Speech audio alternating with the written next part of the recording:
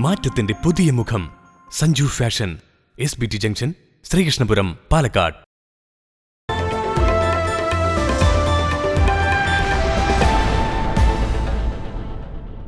ശ്രീകൃഷ്ണപുരത്ത് മണ്ണാർക്കാട് ചെറുപ്പളശ്ശേരി റോഡിന് വശങ്ങളിലായി ലൈസൻസ് ഇല്ലാതെ പ്രവർത്തിക്കുന്ന വഴിയോര കച്ചവടക്കാരെ ഒഴിപ്പിച്ചു. ഇതേ തുടർന്ന് ഉദ്യോഗസ്ഥരും കച്ചവടക്കാരും തമ്മിൽ വാക്കുതർക്കവും ഉണ്ടായി. അത് 16 ദിവസത്തിലധികം അപ്പോൾ ഇതുമായിട്ട് പഞ്ചായത്ത് പ്രസിഡന്റ് സംസാരിച്ചത് അതിനൊരു വിലയില്ല, ഇതിന്റെ പിന്നെ സുപ്രീം കോടതി വിധി ഉണ്ടായത് അതിനൊരു വിലയില്ല. അല്ല ഞങ്ങളിപ്പോൾ മറ്റേ ഈ രണ്ടിനൊരു വിലയില്ല എന്നുള്ളത് മാത്രമല്ലേ.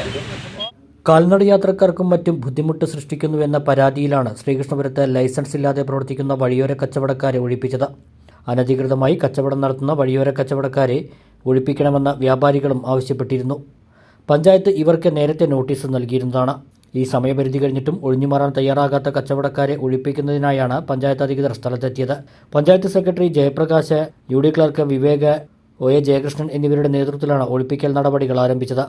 എന്നാൽ ഇത് കച്ചവടക്കാരും ഉദ്യോഗസ്ഥരും തമ്മിൽ വാക്കുതർക്കത്തിനും ഇടയാക്കി.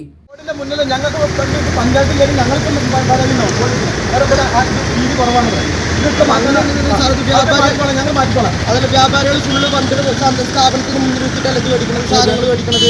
അപ്പോൾ അതിന് പരാതികൾ ഉണ്ടാവില്ല. ഇതല്ലേ നമ്മൾ പറയുന്നത് സംഭവിച്ചു. ശ്രീകൃഷ്ണപുരം SI K സുരേഷ് ബാബുവിന്റെ നേതൃത്വത്തിൽ പോലീസും സ്ഥലത്തെത്തിയിരുന്നു.